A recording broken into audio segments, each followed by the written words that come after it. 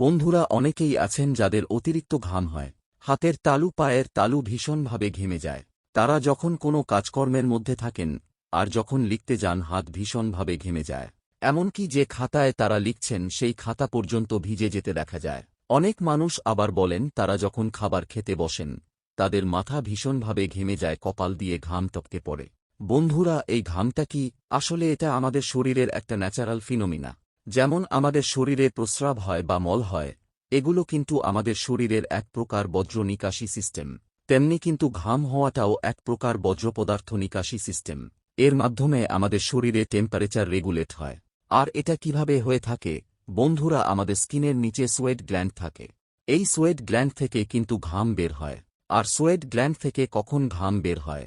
যখন আমাদের শরীরের টেম্পারেচার স্বাভাবিকের থেকে বেড়ে যায় বা কমে যায়, তখন কিন্তু এই সোয়েট গ্ল্যান্ডগুলো এই টেম্পারেচারটাকে সুন্দরভাবে মেইনটেইন করে।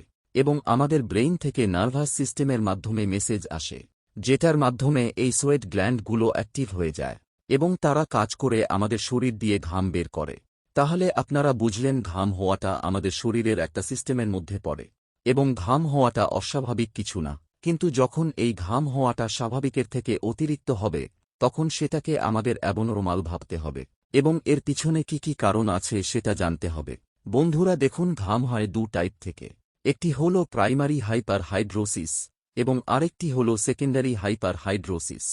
এর মধ্যে এই যে হাইপার হাইড্রোসিস কতটা আছে, এর মধ্যে দুটো শব্দ আছে। একটা হচ্ছে হাইপার মানে অতিরিক্ত, আর হাইড্রোসিস মানে ঘেমে যাওয়া।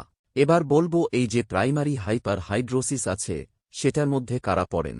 যাদের জেনেটিক কারণ থাকে, মানে যাদের দাদু বাবা মা অতিরিক্ত পরিমাণে ঘেমে যান, সেই জন্য তাদের সন্তানরাও কিন্তু ঘেমে যান। আর এটা জেনেটিক কারণে হয়ে থাকে। আরেকটি ব্যাপার হল সেকেন্ডারি হাইপার হাইড্রোসিস। এই সেকেন্ডারি হাইপার হাইড্রোসিস এর মধ্যে বিভিন্ন রকম ইম্পর্টেন্ট কারণ দায়ী থাকে, যে কারণে শরীরে অতিরিক্ত ঘাম হতে দেখা যায়। এক্ষেত্রে নানা রকম রোগের বিপদ সংকেত লুকিয়ে থাকে। এখন আমি আপনাদের বলবো যে আমাদের শরীরে কোন কোন রোগ থাকলে অতিরিক্ত ঘাম হয়, অর্থাৎ স্বাভাবিকের তুলনায় বেশি ঘাম হয়। 1 নম্বর হচ্ছে ডায়াবেটিস, অর্থাৎ সুগার। যাদের সুগারের সমস্যা আছে, ব্লাডের মধ্যে সুগার লেভেলও থাকে, সেই সমস্ত ক্ষেত্রে শরীরে অতিরিক্ত ঘাম হতে দেখা যায়। তাই যদি সুগারের লেভেলটা স্বাভাবিক না থাকে, সেক্ষেত্রে কিন্তু অতিরিক্ত ঘাম হতে দেখা যায়। 2 নম্বর হচ্ছে থাইরয়েডের সমস্যা। যাদের থাইরয়েডের সমস্যা আছে, হাইপারথাইরয়েডিজম বা হাইপোথাইরয়েডিজম দুটোর ক্ষেত্রেই কিন্তু শরীরে ঘাম হতে দেখা যায়। 3 নম্বর হচ্ছে যাদের শরীরে কোনো ইনফেকশন আছে, যেমন ফুসফুসের কোনো ইনফেকশন, কিডনির কোনো ইনফেকশন বা লিভারের ইনফেকশন, যেটাতে হালকা হালকা টেম্পারেচার আসে। এই ধরনের ইনফেকশনের ক্ষেত্রেও কিন্তু শরীরে ঘাম হতে দেখা যায়।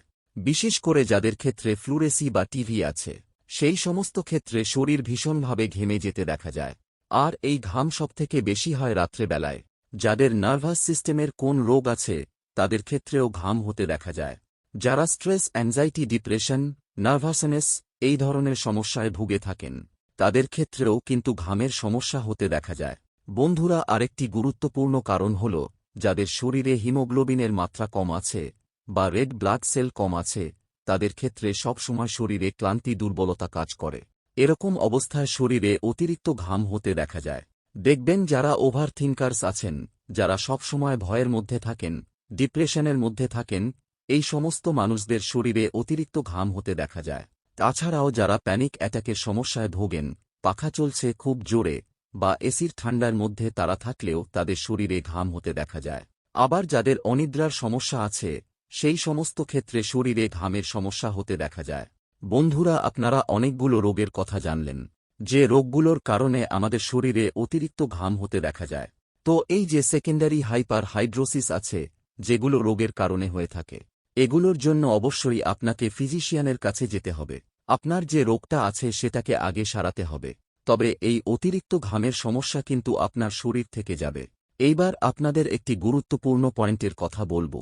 আমাদের শরীরে কিছু ভিটামিন, মিনারেলস এবং অ্যান্টিঅক্সিডেন্টের অভাব হয়ে যায়, যে কারণে অতিরিক্ত ঘাম হতে দেখা যায়।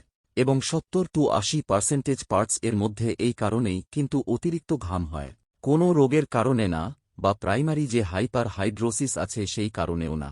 তাদের শরীরে ভিটামিন, মিনারেলের মাত্রা কমে যেতে দেখা যায়। তার মধ্যে সবথেকে গুরুত্বপূর্ণ হল ভিটামিন ডি। বর্তমান সময়ে প্রায় 90% মানুষ সকালে রোদের মধ্যে ঘোরাফেরা করেন না, তাই তাদের শরীরে ভিটামিন ডি এর মাত্রা কমে যেতে দেখা যায়। প্রতিদিন সকালে অবশ্যই 30 থেকে 45 মিনিট শরীরটাকে হালকা খোলা রেখে সকালে যে রোদ আছে 10টা থেকে 11টার মধ্যে আপনাকে থাকতে হবে। তাহলে কিন্তু আপনি শরীরে ভিটামিন ডি পাবেন। এই ভিটামিন ডি আমাদের শরীরে নার্ভাস সিস্টেমকে পরিচালনা করে। আমাদের শরীরে যে নার্ভাস সিস্টেমটা কাজ করে এটাকে পরিচালনা করতে সাহায্য করে। তাই ভিটামিন ডি এর মাত্রা কমে গেলেও কিন্তু আপনার শরীরে অতিরিক্ত ঘাম হতে পারে। 2 নম্বরে আসছে ভিটামিন বি কমপ্লেক্স। যাদের শরীরে ভিটামিন বি কমপ্লেক্স এর মাত্রা কমে গেছে, যেমন ভিটামিন বি1, রাইবোফ্লাভিন ভিটামিন বি3, নিয়াসিন ভিটামিন বি6, পাইরুইডক্সিন ভিটামিন বি12 অর্থাৎ সিয়ানোকোবালামিন, এই জাতীয় ভিটামিনগুলো যাদের শরীরে কমে গেছে।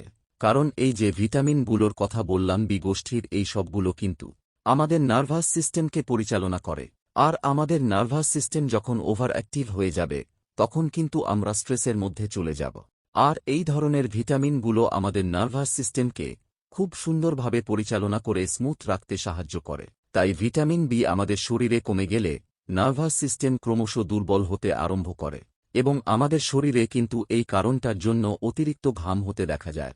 যারা অতিরিক্ত ঘামেন তাদের যে ভয়ের কারণ সেটা হল আমাদের শরীরে ডিহাইড্রেশন হয়ে যায়। তার সঙ্গে স্বাভাবিক যে সমস্যাগুলো আছে, যেমন আপনি অফিসে যেতে ভয় পান, সেই জায়গায় আপনি অতিরিক্ত ঘেমে যান বা শরীর থেকে ব্যাড স্মেল বের হয়, হাত পা ঘেমে যায়, আচার অনুষ্ঠানে গিয়ে কোন কিছু লেখালেখি করতে পারেন না। তার সঙ্গে অতিরিক্ত ঘাম হলে আমাদের ঘামের সঙ্গে শরীর থেকে ম্যাগনেসিয়াম বেরিয়ে যেতে দেখা যায়। আর এই ম্যাগনেসিয়ামের পরিমাণ কমে গেলে আমাদের শরীরে নানা রকম সমস্যা হতে দেখা যায়। তাই আমাদের এক্সেসিভ সোয়েটিংকে কন্ট্রোল করতে হবে এবং তার জন্য আপনাকে প্রচুর পরিমাণে জল পান করতে হবে। দুধ, দই, পনির, সোয়াবিন এগুলো খান। তাছাড়াও যে কোনো প্রকার কাঁচা সিডস খেতে পারেন, সেগুলো থেকেও আপনি প্রচুর পরিমাণে ভিটামিন ডি পাবেন। আর বি গোষ্ঠীর যে ভিটামিনগুলো আছে সেগুলো কিন্তু আপনি মাছ, মাংস, ডিম এসব থেকে প্রচুর পরিমাণে পেয়ে যাবেন। শরীরে জল পানের পরিমাণ বাড়াতে হবে। 3 থেকে 4 লিটার জল অবশ্যই পান করবেন। তবে প্রাইমারি যে হাইপার হাইড্রোসিস আছে, এটা স্বাভাবিক শরীরে স্বাভাবিক ঘাম হওয়াটা দরকার আছে। যদি অতিরিক্ত ঘাম হয় বা কোনো ডিজিজের কারণে আপনার শরীরে ঘাম হয়, তাহলে কিন্তু আপনাকে একজন ফিজিশিয়ানের কাছে যেতে হবে। সেই অনুযায়ী পরীক্ষা নিরীক্ষা করতে হবে যে কি কারণে বা কোন রোগের কারণে আপনার অতিরিক্ত ঘাম হচ্ছে। তো বন্ধুরা, এই ছিল আজকের ভিডিওটা আপনাদের কেমন লাগলো সেটা কমেন্ট বক্সে অবশ্যই বলে যাবে।